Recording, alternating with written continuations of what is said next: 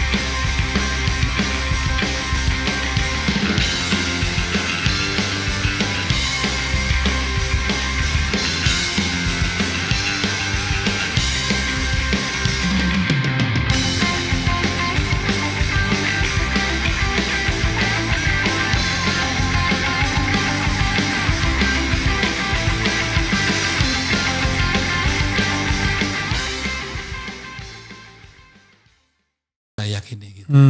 Kalau keyakinan saya Berubah baru. Tapi kalau selama saya yakin bahwa apa yang saya yakin itu benar, berdasarkan contohnya, saya bilang, Mbak Mega tahu kok, dia tahu persis. Saya bilang, Pak, you can take everything from me, except one thing, the teaching of your father. Oke. Never ever, ya, take it, that kind of thing from me. Eros Jarot bilang gitu. Jadi kalau dari perbincangan ini kan gini, saya berpikir ya awalnya ini sebelum ketemu Mas Eros, karena saya juga tidak tahu ya, sejarah ini. Gitu. Saya pikir Mas Eros ini orang kagetan aja ketika era reformasi, ya kan? Kebetulan orang terjun ke politik semua, ya ikut-ikutan ya kan, gerbong yang terjun politik. Tapi karena sudah berbekal nama besar ya kan orang taunya kan di dunia film kan, berbekal nama besar, pernah juga sukses di Detik ya, tabloid Detik. Wah ini mumpung terbuka gitu. Jadi tidak datang sebagai seorang yang punya ideologi, tapi ya datang sebagai orang yang ingin ikut rame-rame. Saya kan bukan apa tuh yang kayak semacam apa tuh selebritis medsos itu bukan. Itu perjalanannya panjang kok. Cuman yang apa sih tugas sebagai kader untuk diam itu kan. Ya. Dulu saya kalau ditugaskan nggak pernah minta uang kok. Oke. Ada tuh orangnya, Mbak Mega ada kok orangnya. Mas Slamet nggak ikutan? Mas Slamet nggak. Nggak ya, sama sekali dia nggak terjun politik ya. Sejak sekolah dulu begitu. Saya ketua GSNI, saya ketua Kojarsena gitu kan. Saya bintang ya gitulah, murid ini baik gitu ya. Dan kader cukup bagus gitu kan, baik juga gitu. Dan saya memang saya justru sering bergaul sama orang tua gitu ya. Sedangkan saya dalam umur, contohnya kenapa umur saya dalam 31 sudah pimpin komisi politik, karena dari sejak saya itu memang pergaulan sama orang tua semua gitu.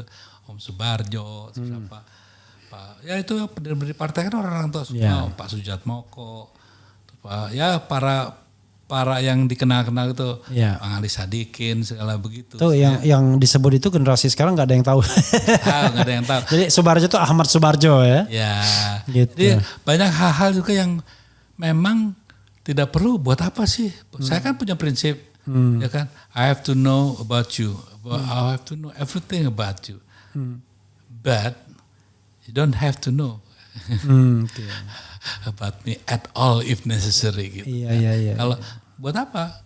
saya harus tahu siapa Anda semuanya, tapi Anda nggak perlu tahu siapa saya semuanya. Dan buat apa saya juga, ini contohnya nih di Kemelut sekarang ya. Ya. Kenapa Mas harus gini aja loh? Memperjelas diri sekarang itu satu kebodohan di satu wilayah nggak jelas semua gitu kan ya.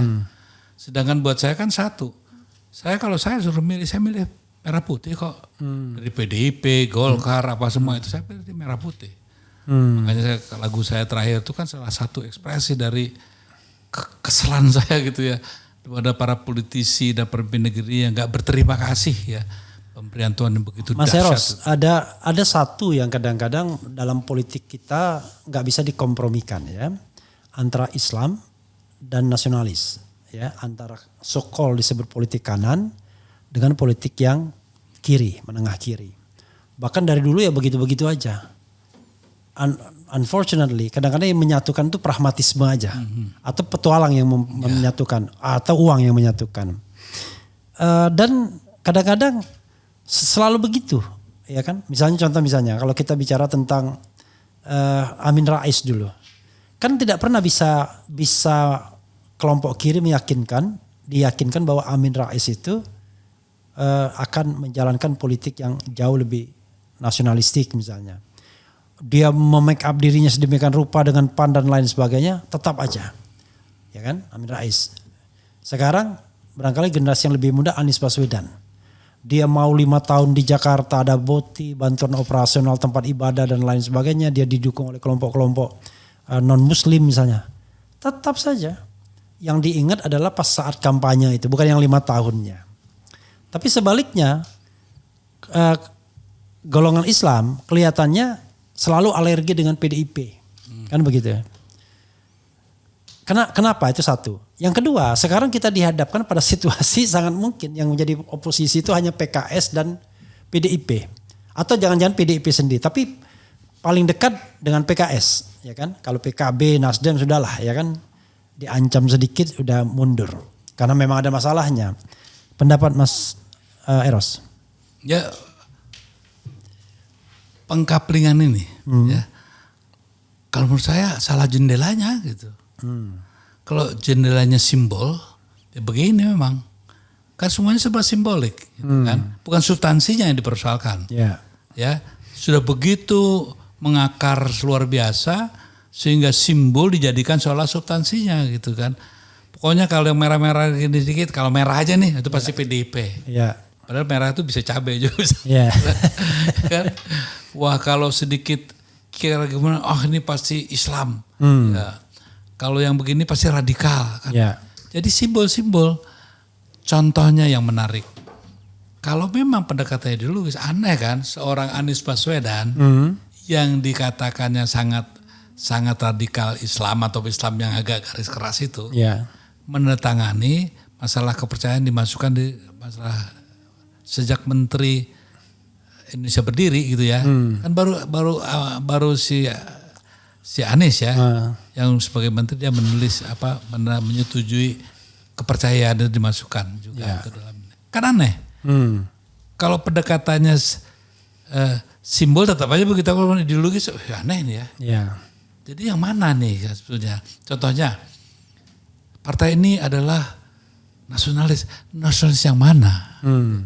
Nasionalis Bung Karno ada satu ketentuannya, bukan sembarangan aja gitu. Jelas di situ inherent di dalamnya anti imperialisme, kolonialisme, penjajahan itu diantaranya pembodohan dan ya pemiskinan itu tercakup dalamnya. Kalau tidak mengandung ini, partai itu gugur sebagai pengemban itu loh. Nah, tapi kalau simbol kan tetap. Yang penting anak-anaknya pada pakai kaos gitu, gambar Bung Karno, ini yang merah itu aja kan.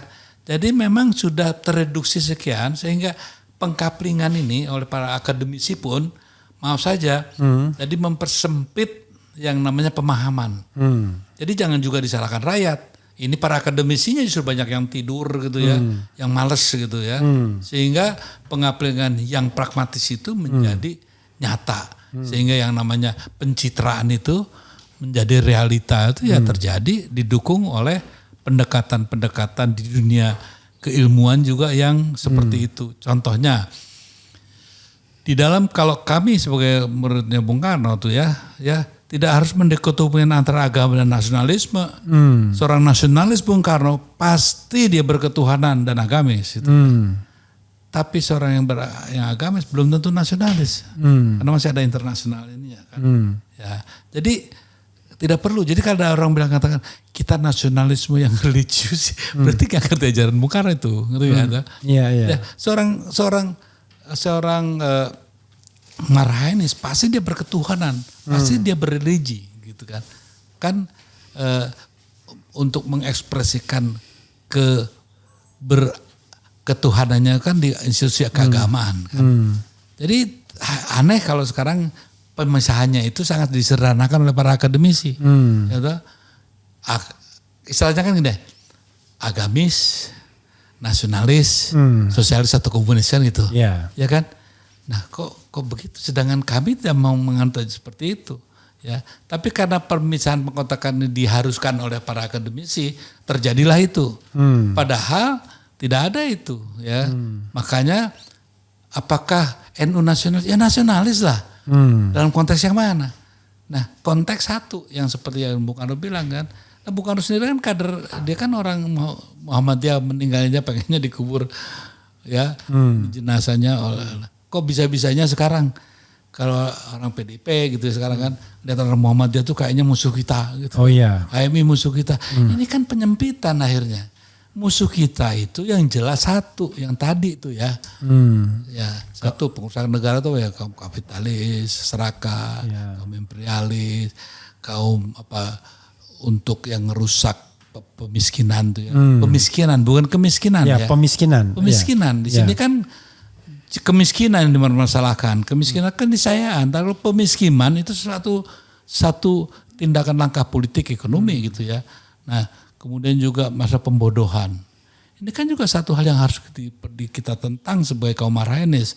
Nah kalau kaum Marhaenis modalnya cuman hidup Marhaen gitu, hidup Bung Karno, itu bukan. Gitu. Jadi gini, tapi kan itu tercermin kan dari misalnya pernyataan, saya recall Sekjen Hasto misalnya. Belum apa-apa dibilang kami tidak mau kerjasama sama Demokrat dan PKS. Kan sebelumnya. Kalau Demokrat saya paham lah ya kan ada soal-soal yang barangkali sisa sejarah hubungan kan antara Bu Mega sama SBY. Tapi PKS kan mudah sekali dia melabeling bahwa PKS itu tidak mungkin jadi nasionalis karena itu perlu dimusuhin. Sekarang ketika kebutuhannya untuk beraliansi melawan katakanlah pemerintahan yang bakal otoriter kalau tidak ada kontrolnya, kan jadi bingung jadinya. Ya kita kan gini lah, apakah seorang Hasto itu representing dari ajaran Bung Karno? Enggak lah ya. Ya dia ya sekjen lah, juga dia masih perlu kembang gitu ya. Nah saya yang dampingin Mbak Mega waktu itu, saya bilang sama Mbak, kita tidak bisa berjuang sendiri gitu kan. Kita harus merangkul NU. Saya pertemukanlah Mbak Mega dengan Gus Dur di rumah saya di Tengku Umar ya, ada tempat pertua juga. Dah habis sama Gus Dur jalan, saya pincang nih. Gak bisa Mbak, kita harus merangkul Muhammadiyah. Maka saya pertemukanlah, ada Mudrik gitu ya. Hanya ada Mudrik tuh. Yeah. Ada Mas Amin. Terus satu lagi datanglah ke rumah saya temukan. Lahirlah Mega Bintang. Mega Bintang. Jadi 1997 itu ya, Mega Bintang. Jadi maksud saya memang saya mencoba ajaran Bung Karno gitu ya. Yang penting kekuatan nasional itu satu dasarnya. Kalau Islam nasionalis nggak bersatu, itu udah celakalah Indonesia ini. Kalau dalam pengertian pengelompokan ya, walaupun kita pisahkan dalam pengertian yang saya utarakan tadi, tapi itu kan core of the yang namanya kekuatan dan energi rakyat Indonesia itu di situ. Saya kasih contoh misalnya, isu yang berkembang kalau balik lagi ke Pilkada DKI awal tadi. PDIP konon katanya hanya mau kalau gabungnya sama PKB. Padahal peluang kans terbesar untuk melawan the establishment yang barangkali yang mau mengcapture semua kekuatan kan hanya dengan PKS misalnya. Yang peluang paling besar. Tapi sudah masang harga hanya dengan PKB. Padahal PKB vulnerable gitu. Gampang sekali diserangnya sekarang. Ya sebetulnya apa ya. Memang ini kan diperlukan satu apalagi tingkatan pemahaman lebih jauh lah ya. Artinya labelisasi, ya, apakah itu hal yang baik atau menguntungkan, itu kan masih harus dipertanyakan. Ya. Mungkin sekarang juga belum terasa, tapi mungkin nanti setelah ada peristiwa yang mungkin ya menjadi teralinasi dia gitu kan. Mungkin bilang, wah ya kenapa kita melakukan itu. Biasanya kan hal seperti itu terjadi setelah peristiwa terjadi. Oke. Ya. Jadi menurut saya memang sangat saya sayangkan kalau memang pendekatannya itu tadi simbolik gitu ya, tidak substansi gitu. Kalau berbicara soal PKS itu Wahabian gitu ya, ya. Kalau saya lihat ketua yang sekarang itu sudah mulai memerah-merahkan diri gitu ya. Kayak contohnya ada keinginan bajunya kan sudah berubah. Iya. Sekarang maksud saya kita Jackmania bajunya. Yang paling penting kan satu ya, apalah kemauan kita ini ya sebagai partai kalau tidak ada kekuasaan di tangannya gitu kan. Artinya merebut kekuasaan itu menjadi salah satu pentingnya mark-forming itu ya. Kemudian baru ada setelah mark-formingnya ada baru makan banding. Masa nggak tahu itu gitu sebagai. Jadi ya bergabung dengan siapapun kemenangan diraih asal satu tidak menjual ideologi. Nah dalam konteks itu apakah dengan bergabung PKS menjual ideologi, ya artinya ada kesepakatan ideologis yang dilanggar. Kalau kebutuhan politik praktis, ya pragmatis, ya kan selama tidak menjual ideologis kan nggak masalah. Karena apa? Yang dilawan ini siapa dulu? Ya. Kalau ngelawan Buto Cakil, diperlukan juga kita berkolaborasi bersama Putu Gala ya harus lakukan gitu kan. Nah tapi kalau memang sifatnya prinsipnya sudah berbeda ya artinya ini masalah keyakinan kan bukan ideologi. Kalau keyakinan orang kan ya keyakinan saya udah harus didiskusikan karena di wilayah politik itu bukan keyakinan yang diberlakukan ya tapi hitungan segala semua yang rasional objektif gitu kan. Mas, mana yang Mas Eros sarankan ya sebagai kader PDIP sosiologis, bukan formal administratif. PDIP berdiri di luar pemerintahan atau gabung ke pemerintahan? Satu hal ya, sebetulnya bergabung dan tidak bergabung itu tergantung dari apa peran dan fungsinya ya. Kalau bergabung nggak ada fungsinya juga buat apa? Ya kan, kalau di luar nggak ada fungsinya juga buat apa? Ya, yang paling parah itu di tengah-tengah nggak ngerti apa-apa gitu kan? Ya yang paling masuk akal bergabung itu artinya diberikan kursi kabinet kan selalu begitu kan? Ya. Diberikan kursi kabinet, mungkin juga nanti komisaris BUMN, mungkin juga nanti jabatan-jabatan lainnya. Untuk sekarang ya satu hal, kalau mungkin untuk pendidikan politik ya bergabung itu check and balance juga jadi hilangan ya. Ya. Yang mungkin tidak bergabung dengan memperkuat garis check and balance, why not itu kan. Tapi kalau bergabung dengan kesadaran bahwa itu menghilangkan check and balance, ya terus gimana ini? Ya udahlah kita nggak usah pakai demokrasi lagi lah gitu ya. Jadi nggak usah sok ngomong demokrasi, ayo kita bicarakan nantinya satu harinya ada satu partai aja lah, nggak usah banyak partai. Oke, jadi maksud Mas Eros ya kalau kebutuhannya check and balance ya harusnya nggak bergabung gitu ya? Ya kalau check and balance ya dengan benar nggak apa-apa juga kok gitu ya. Kalau menurut saya, setahu saya sampai hari ini I might be wrong ya. Tapi mungkin ada yang lebih tahu dari saya tentang PDIP ya silahkan.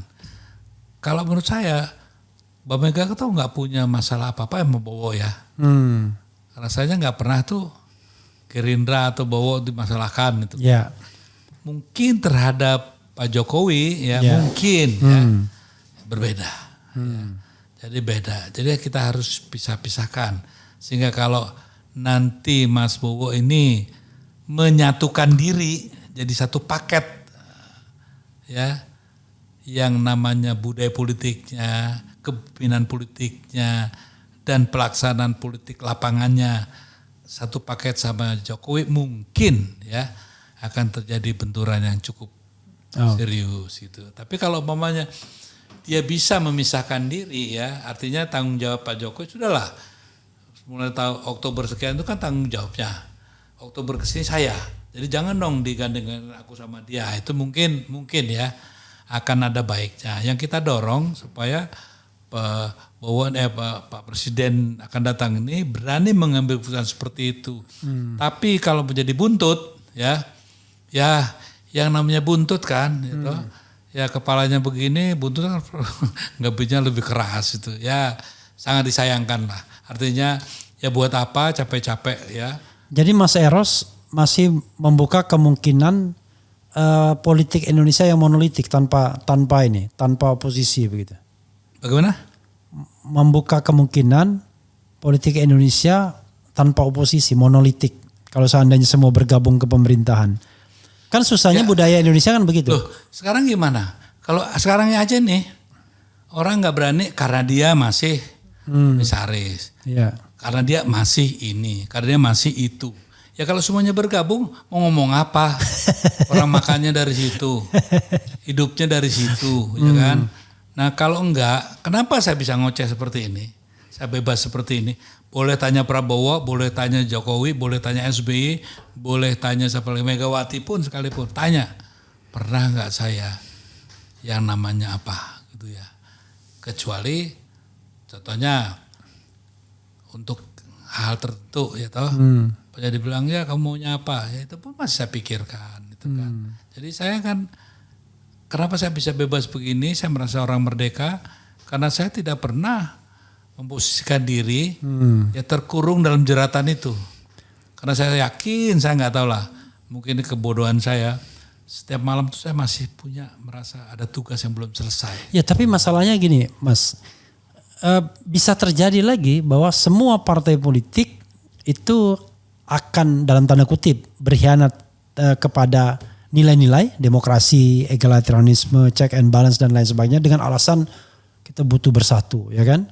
Kita harus damai, membangun negara. Itu kan gaya-gaya yang otoriter itu sesungguhnya kan. Tidak mentolerir perbedaan misalnya. Kalau orang mengkritik, Anda tidak mau ikut membangun dan lain sebagainya. Kalau nggak mau membangun jangan ganggu kan gitu. Pergi aja ke luar negeri. Saya merasa kok politik seperti itu yang akan berkembang, ya kan? Demi persatuan dalam tanda kutip, maka suara-suara oposisi, suara kritis ini akan terbungkam dan akan dibungkam begitu. Dan kita tidak ada pembelanya karena semua partai politik gabung dan pemerintahan. Ya sejarah kan membuktikan. Ya.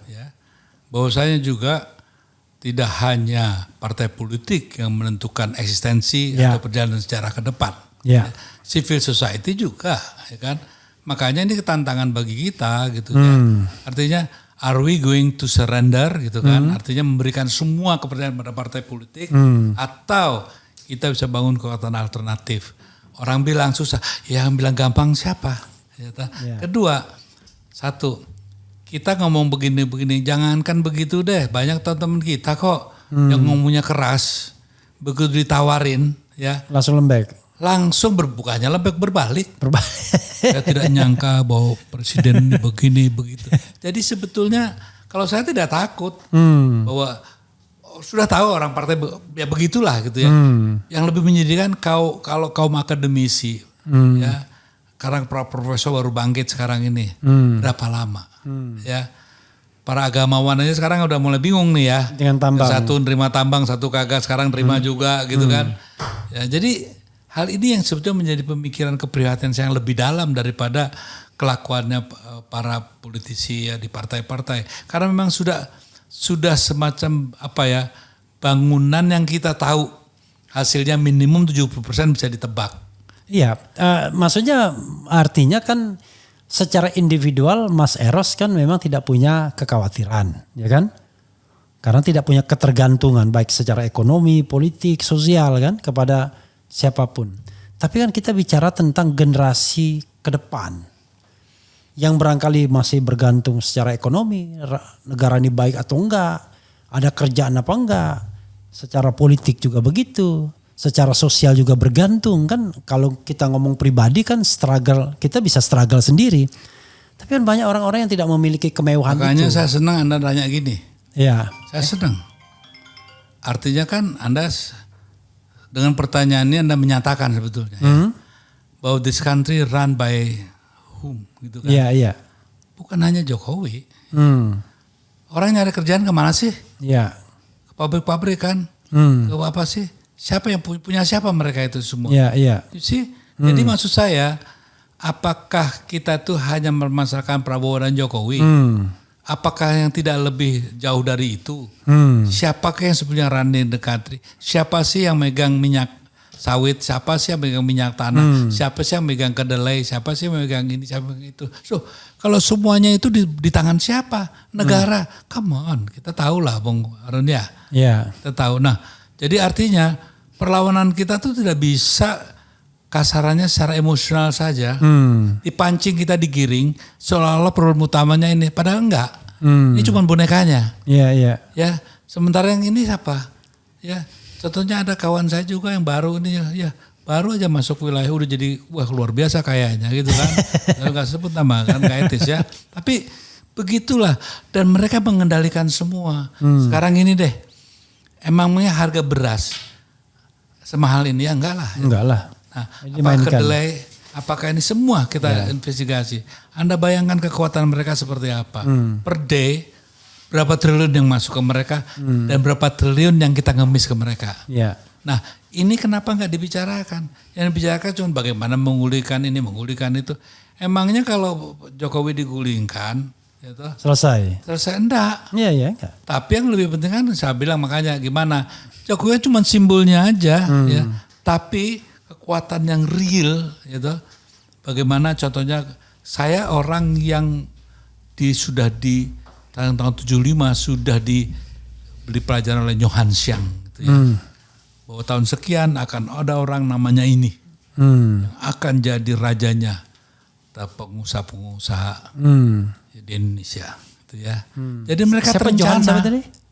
Apa? Johan siapa? Johan Siang yang punya BUMN. Oke. Gitu. Oh, Johan Siang. Johan Siang. Johan Siang. Oke. Ya, jadi mereka tuh tertata waktu mereka tersingkir di BLBI, mereka juga tidak bodoh. Makanya saya bilang biarin aja mereka seolah-olah memiliki, tapi kita yang menguasai dan itu terjadi. Kita seolah memiliki tambang, yang nguasain siapa? Gitu kan? Nah, kita seolah memiliki subur ijo-ruyu apa siapa? Nggak ada, mereka kok semuanya gitu. Nah masa ini nggak terpikirkan. Nah kalau kita bergerak dibilang rasialis, oh enggak. Kalau bilang rasialis sorry ya, saya sih ketua pendiri dan dewan pembina yang namanya Bhinneka Tionghoa Nasionalis Indonesia. Ya jadi kalau bilang rasialis enggak.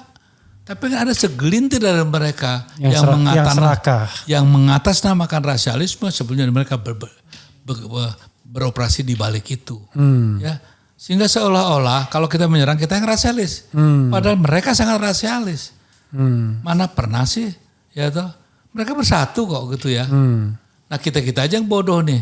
Dikasih partai ini ributlah sendiri. Mereka kongkowan terus. Oke, pertanyaannya adalah sekuat apa Prabowo bisa more independent dibandingkan Jokowi terhadap mereka?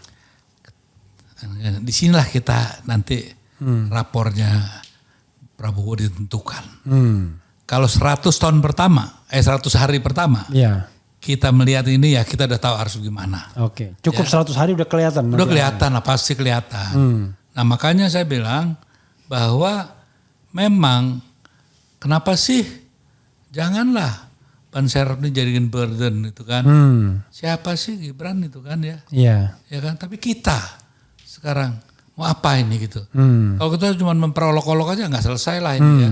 Tapi bikinlah satu blueprint yang benar gitu kan.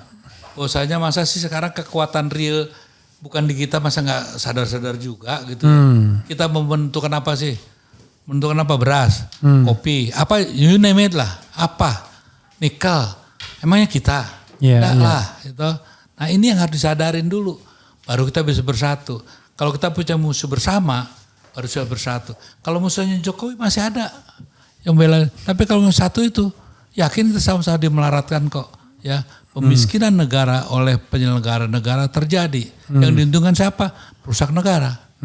Nah, kalau itu jadikan musuh bersama, mungkin akan berbeda cara kita bergerak, melawan dan bermain. Dari beberapa pernyataan termasuk Mas Eros tadi, Prabowo punya kegeraman soal yang soal kalau saya monopolis dan lain sebagainya. Nggak membaca itu, ngapain saya ngomong di sini? Iya. Maksudnya, I trust him.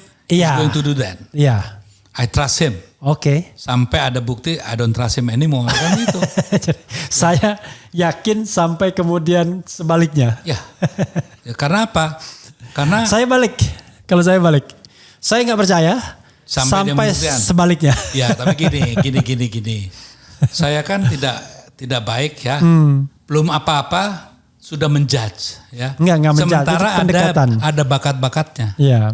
Kecuali nggak ada bakat, saya bilang udah deh jangan deh. Nah, ada bakatnya karena apa? Saya ingat seluruh konversasi yang saya lakukan sama dia. Masa bisa hilang begitu saja? Saya tidak yakin. Contohnya, Mas Eros nggak bisa gitu dong. Banyak orang lupa, iya, ya. Tapi banyak juga orang yang juga begitu, gitu kan? Karena apa? Dia juga tidak mungkin tidak mau memperbaiki nama harum keluarganya, kan perlu. Masa capnya cuma toko PRRI, ya, kan itu kan nggak mungkin ya. Masa dicapnya sebagai orang pengkhianat yang menangkap Pangeran Diponegoro, pembawa lari uang segala begitu, ya kan? Dia ingin dong ada seperti itu. Dan dia tahu kok satu hari pernah ngomong sama saya gitu, gila nih Ros kita, apaan tuh mereka nih, kayak gitulah mereka, kata mereka dan kami itu kan sudah cukup buat saya. Artinya saya kok tetap yakin bahwa hal itu kok masih ada tersisa. Nah, walaupun kemenangan dibantu oleh mereka juga. Loh, dalam politik kan biasa gitu kan. Oke. Kalau dia bisa, contohnya kalau dia Jokowi aja bisa begitu ya, dia sudah diberi contoh. Percaya nggak sama orang yang sudah begitu? Bisa dipercaya nggak? Apa juga akan dipercaya juga? Dulu dia bisa terhadap A. Terhadap B kan mungkin aja bisa terjadi terhadap C, gitu kan. Sekarang korbannya mungkin Mbak Mega. Satu hari mungkin si Bowo kan gitu ya. Masalah itu nggak terpikirkan pastilah. Kan Prabowo itu nggak sebodoh itu. Banyak orang yang terlalu mengunderestimate. Ya kalau soal controlling emosi iya, gitu kan. Tapi mungkin dengan umur dan faktor-faktor yang lain bisa saja berubah kan. Nah, saya sebagai teman yang mendoakan yang baik gitu kan. Walaupun memang tidak mudah ya. Tapi saya kenal, contohnya gini deh, saya pancing nih. Anaknya Hashim itu kan ya pada umumnya sama saya dekat sama Om segala gitu ya. Saya pancing gini, dia enggak decent gitu ya. Saya dulu orang yang merobek kontraknya si Happy sama Bowo ya. Untuk untuk ada satu impor tertentu gitu ya. Dan itu bisa dilakukan sama orang dalam. Dulu kan saya orang dalam. Jadi nanti nih kalau umpamanya gini loh, Bowo itu sangat strict soal gituan. Saya nggak yakin seorang orang bilang kan nanti yang akan memerankan ini semua adalah Hashim. No, tetap Bowo karena Hashim juga sangat menghormati kakaknya ya. Dia nggak berani lah kalau Bowo ngomong gini. Dibentak Bowo juga pasti diam gitu ya. Bahwasanya mungkin untuk yang lebih luas, desain ekonomi mungkin derajat Diwandono ya. Mungkin yang akan lebih bermain. Nah tinggal tergantung orang-orang itulah. Kalau menurut saya sih, knowing the family gitu ya, mungkin kok saya masih mempunyai tersisa hope ya, bahwa untuk tidak melanjutkan kebobrokan ini masih tersisa gitu ya. Itu yang berapa persen? Ya seperti saya bilang kan, 60%. 60% itu ada gitu ya. Tinggal dia turun ke bawah apa turun naik ke atas. Kalau turun ke bawah ya 49, Anda bahkan turun terus ke bawah 30 gitu.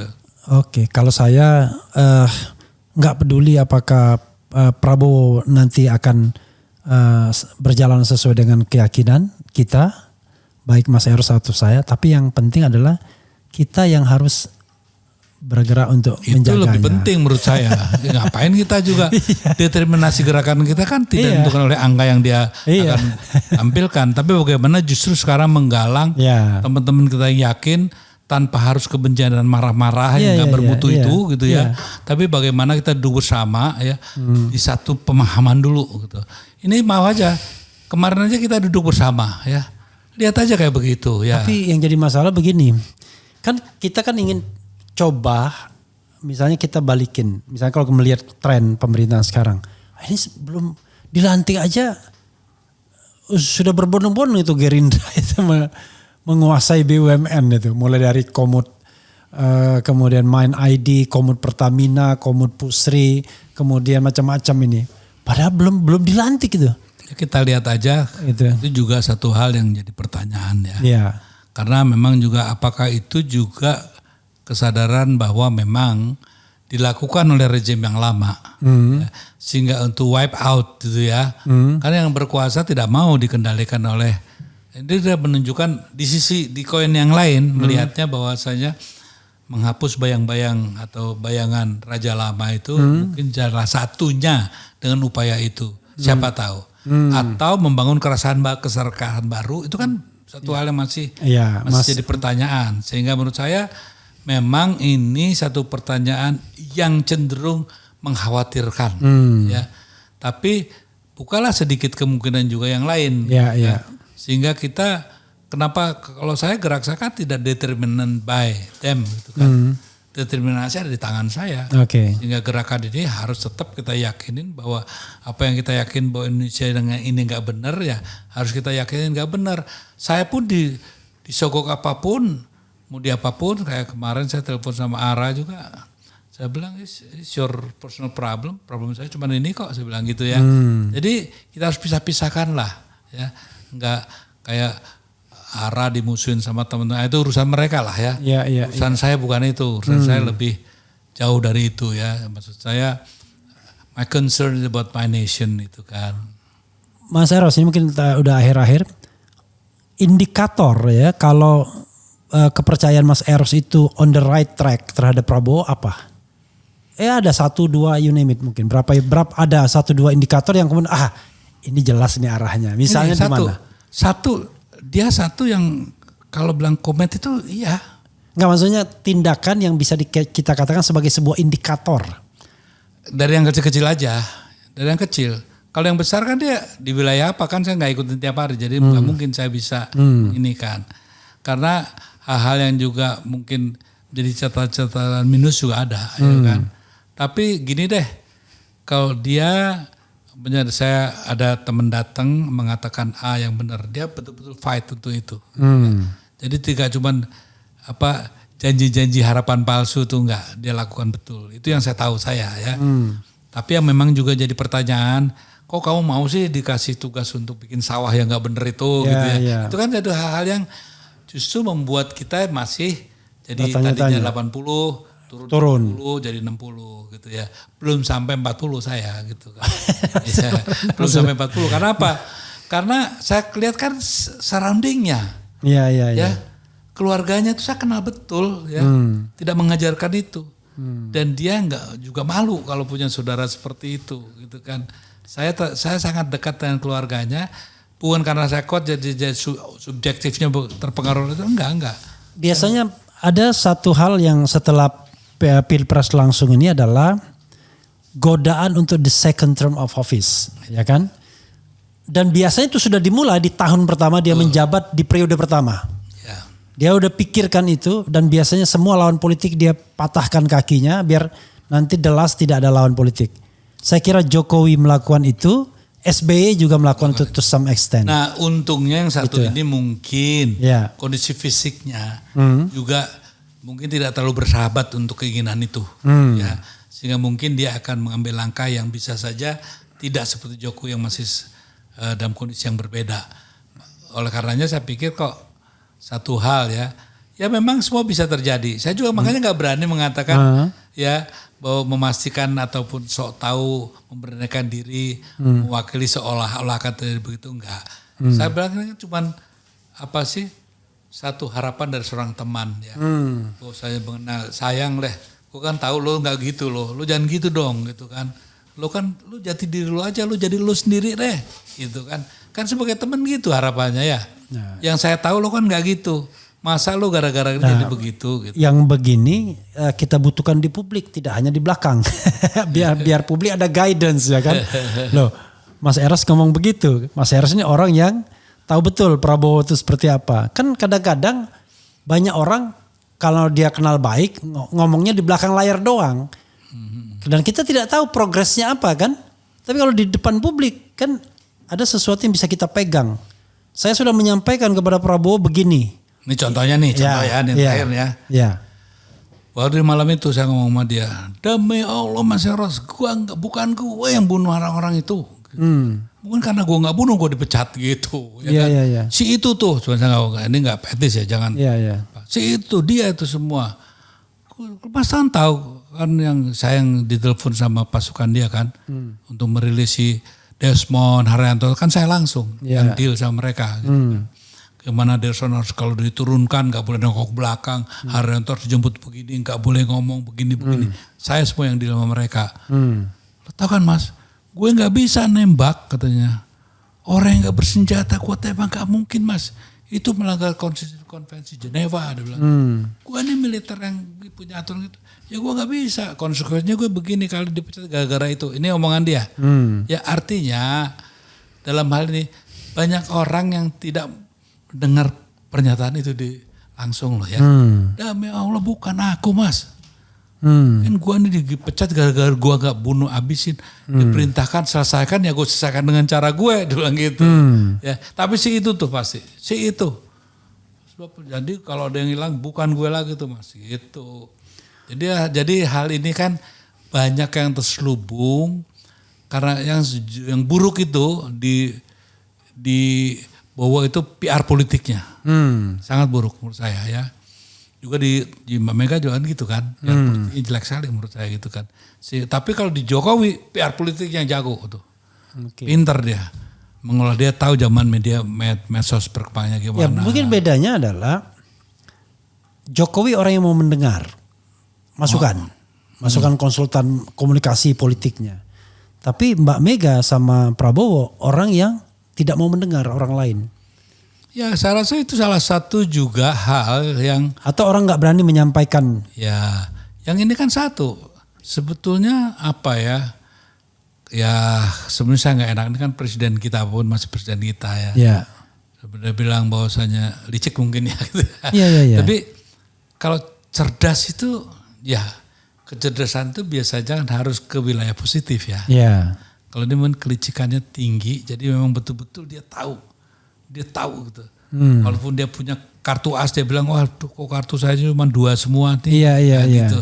Jadi memang dia orang yang bisa bermain seperti itu. Sementara Mbak Mega dan Prabowo ini aktor yang kurang nggak bisa dapet citra dia gitu ya, karena nggak bisa memainkan peran yang sangat luar biasa gitu kan. Ya, tapi mungkin juga orang keseganan orang. Saya kan punya pengalaman misalnya ngobrol sama saya Mbak Mega belum pernah, bayangkan. Tidak punya saya kesempatan untuk ngobrol sama Mbak Mega, tapi sama Jokowi, Prabowo, SBY pernah.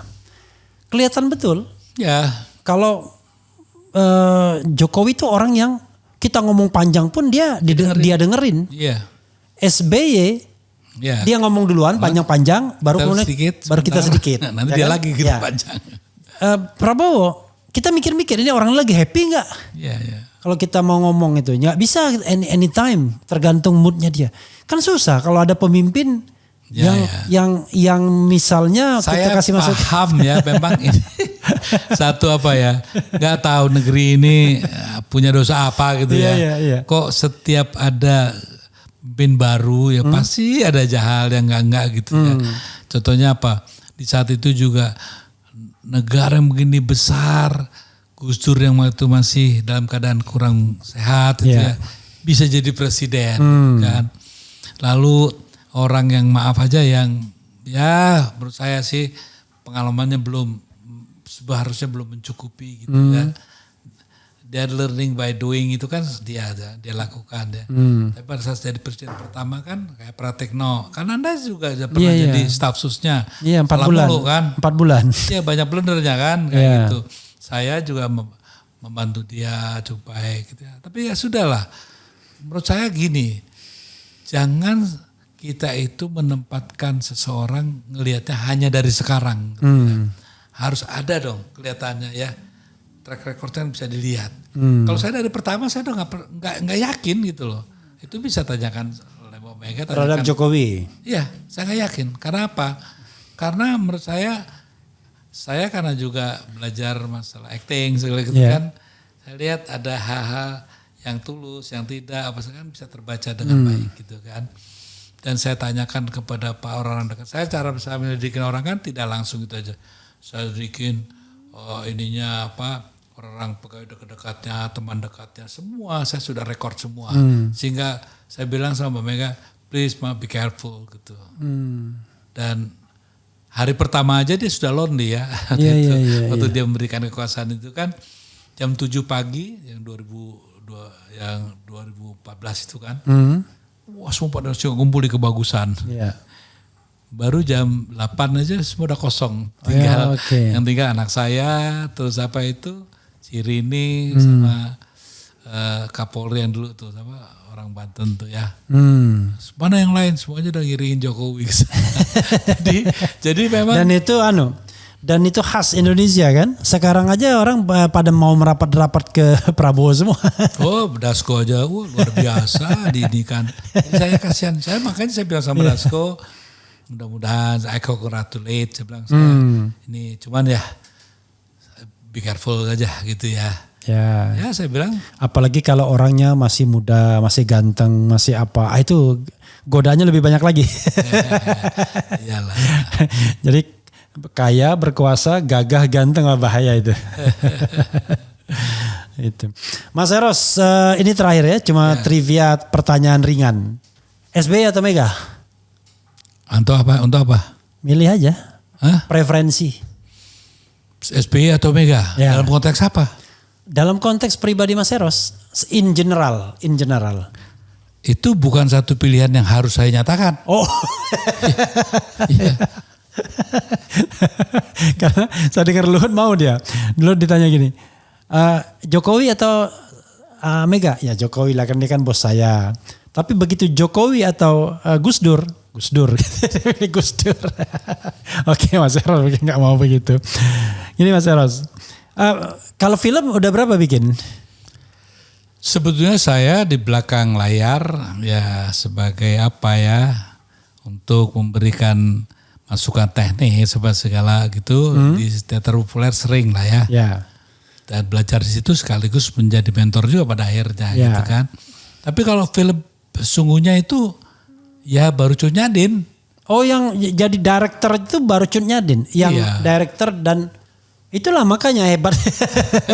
Bayangkan ini pada waktu itu memang saya ragu-ragu tadi mengatakan saya takut salah. Jadi baru pertama bikin film langsung kolosal, pemainnya juga luar biasa. Dulu waktu itu saya pernah membaca artikel sampai kemudian Christine Hakim disandingkan dengan Meryl Streep gitu ya. Wah ini apa? Nah, gini Bang. Gitu. Anda percaya apa enggak ya? Makanya saya tuh enggak pernah bilang bahwa Cut Nyadin partai berlalu mengangkat diri dibilang legend begini. Saya diam-diam aja. Gini, ini sejujurnya ya. Orang boleh nggak percaya, boleh nggak. Memang saya bukan kiai gitu. Saya bukan orang yang sangat beragama bagus gitu ya. Enggak. Cuma satu heran gitu. Saya kalau ada gitu saya cuma minta satu sama yang di atas. Makanya bos saya kan yang di atas. Iya. Dan itu kekuatan itu datang. Dan saya gunakan use me gitu. God use me gitu. Saya selalu itu. Makanya waktu kenapa saya masalah badai pasti berlalu dicolong begini begitu saya diem aja gitu. Karena sebenarnya saya tuh tidak mau begitu juga famous yang diberikan oleh Cut Nyadin sangat biasa-biasa aja. Di rumah saya tuh nggak ada tuh citra satu pun saya simpen gitu kan. Karena apa? Kayak menurut saya nggak mungkin sih. Saya umur saya waktu 2026 ya. Dengan kata-kata yang segitu nggak mungkin kalau nggak dikasih dari di atas itu loh ya. Jadi orang percaya apa enggak gitu. Kecuali Anda salah ya memilih Tuhan. Iya. Kalau saya minta apa aja insya Allah dikasih gitu, insya Allah ya. Artinya Waktu itu semua orang bilang di Aceh pun ya setiap yang minta pasti mati. Nggak pernah bisa bikin film itu. Ya saya minta sama Tuhan ternyata diberikan. Saya nggak pernah yang namanya jadi pamret itu, nggak pernah. Tapi the power, ya I ask him, ya use me gitu kan. Dan terjadi. Jadi kalau saya sekarang suruh ulangin lagi nggak ngerti caranya gimana. Oke. Nah, ini kan ternyata jadi kayak tiban gitu ya. Iya. Sehingga kadang-kadang saya sering malu sendiri. Saya datang ke sana dikira orang jago musik, saya malu gitu kan. Iya. Nah kalau saya merendahkan diri bilang katanya, wah tuh merendahkan diri biar meninggikan mutu loh. Kayak gitu, kenyataannya begitu. Makanya saya gak berani sombong. Kalau saya sombong saya takut nanti yang di atas. Oh gitu ya, oke. Udah sekian aja buat kamu kan itu. Nah makanya saya yakin melawan kekuatan besar pun waktu saya ngelawan Pak Harto banyak orang salah sangka. Ya. Kenapa berani? Mas Eros berani? Enggak. Karena saya terlalu takut sama yang di atas. Ya karena budu. Rumah masa depan itu berarti bukan Mas Eros ya, saudaranya? Bukan, tapi produsennya. Bukan. Produsernya. Bukan rumah masa depan, bukan. Langitku rumahku, sorry. Iya, itu produsernya dan saya juga sebagai orang yang mimpin di belakang juga. Oh gitu tapi ya. Formal sutradaranya bukan Mas Eros? Bukan, Mas Slamet. Oh Mas Slamet. Saya yang ikut untuk memfasilitasi to rewriting gitu ya. Jadi maksud saya gini, hubungan saya sama Mas Slamet kan begitu dekat ya. Mudah-mudahan disertai oleh juga para pemimpin kita ya. Jangan ribut lah. PGP sekarang antar saudara kok ribut aja gitu ya. Di keluarga Bung Karno juga ribut aja. Ya sudahlah. Nah ternyata dengan hubungan yang indah itu kita bisa melakukan hal-hal yang positif gitu ya. Kayak membuahkan hasil. Kayak Mas Slamet juga bantu saya di Junyadin gitu kan ya. Membantu saya di waktu bikin badai walaupun tidak secara langsung. Tapi kan contohnya gimana kita ngobrol, kita apa. Sehingga saya kok merasa ya bahwasanya pokoknya saya dikasih apapun, tugas apapun saya yain aja gitu. Karena saya tahu saya punya sahabat yang luar biasa nih, teman yang luar biasa. Karena orang gak percaya sih ya. Makanya saya gak berani berketuhanan tuh paling saya gak berani gitu ya. Kalau agama mungkin masih bisa kita perdebatkan. Tapi berketuhanan buat saya mutlak gitu ya. Karena itulah satu-satunya yang sampai hari ini membuat saya mengambil sikap yang menurut saya benar. Dan kalau saya berani, dibilang orang berani Pak Harto, saya apa yang berani Pak Harto? Enggak. Karena saya terlalu cinta Indonesia dan karena takut sama yang di atas, makanya saya berani gitu. Kalau lagu berapa Mas yang diciptakan? Banyak? Ada 100-an kali. Wah kalau ini banyak, ratusan. Banyak. Cuman kan saya. Tapi Mas Eros, tapi kayaknya ada lagu Chrisye yang Merpati apa? Putih. Merpati Putih Mas Eros kan? Iya. Jadi gini dah, seluruh lagu yang saya sama Yogi itu pasti saya liriknya. Oke. Ya, pasti saya juga dominan 70% lagunya. Sama Yogi S. Prayogo apa? Ya, Yogi S. Suryo Prayogo. Ya. Oke. Itu kalau bertiga itu pasti gitu. Jadi sama siapapun saya pasti yang dominan. Liriknya tuh saya pasti. Dan lagunya pasti minimum 70% pasti saya gitu. Kecuali ada satu Merepi Alam. Itu mungkin ya 60% Chrisye lah ya. Saya 40%-nya karena belum jadi gitu kan. Dia baru pertama kali belajar bikin lagu gitu ya. Jadi ya ginilah yang saya ingin titipkan kepada teman-teman ya. Janganlah merasa sombong gitu ya. Jadi pencipta, begitu juga para politisi gitu ya. Coba kalau saya merasa bahagia karena sampai hari ini kok saya masih tolong terus sama dia. Saya gak punya apa-apa gitu. I only have him. Him tuh. Nah, kira-kira gitu deh. Oke, Mas Eros, nggak tahu saya mau ngomong apa. Wrap up dari closing statement gitu Mas. Closing statement Mas. Ya saya sih buat saya ini satu situasi di mana yang hilang itu harapan. Ya, harapan itulah yang sebetulnya sedang hilang di komunitas bangsa kita. Ya, maka pemimpin ke depan, cobalah bangunkan dan tumbuhkan harapan itu dengan kerja nyata gitu ya. Dan menurut saya ya jangan juga ya contohnya Pak Jokowi minta maaf. Ya, oh kalau saya pribadi saya maafin kok. Saya maafin. Tapi dalam konteks pertanggungjawaban sebagai kepala negara dengan beberapa keputusan politik dan langkah-langkah politik yang diambil, kan nggak mungkin saya bisa memaafkan begitu aja gitu kan. Emangnya siapa saya? Harus ada pertanggungjawabannya. Saya minta juga tolong pikirkan kembali gitu ya. Masalah contohnya apakah layak ya seperti PIK 2 yang sudah begitu udah punya siapa itu ya. Dan juga BSD gitu. Diberikan apa saat PSN. Ya PSN yang menurut saya perlu dipikirkan kita bersama. Mudah-mudahan Pak Prabowo bisa mengambil keputusan yang lebih bijak. Menganulir itu bukan tindakan yang sifatnya mengkhianati, tapi justru menyelamatkan bisa juga. Apalagi masalah IKN gitu ya. Jadi masih banyak lah.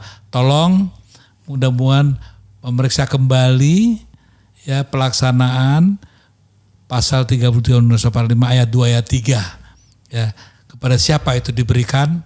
Tolong itu nanti kalau Mas Prabowo jadi presiden ya menjadi perhatian khusus sehingga bangsa ini mengalami satu shifting ya kekuatan di wilayah ekonomi yang pasti terjadi kalau itu dipersoalkan.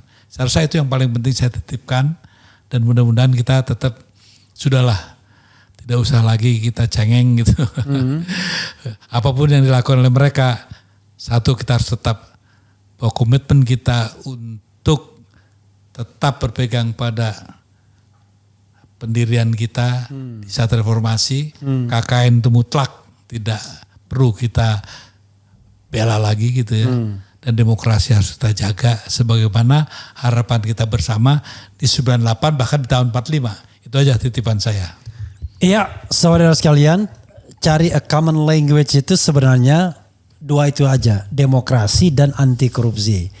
Yang lainnya bisa kita diskusikan. Tapi kalau ini sudah cocok, maka mudah-mudahan apapun kita dimanapun, itu kita tetap tidak lost arahnya. Wassalamualaikum warahmatullahi wabarakatuh. Waalaikumsalam warahmatullahi wabarakatuh.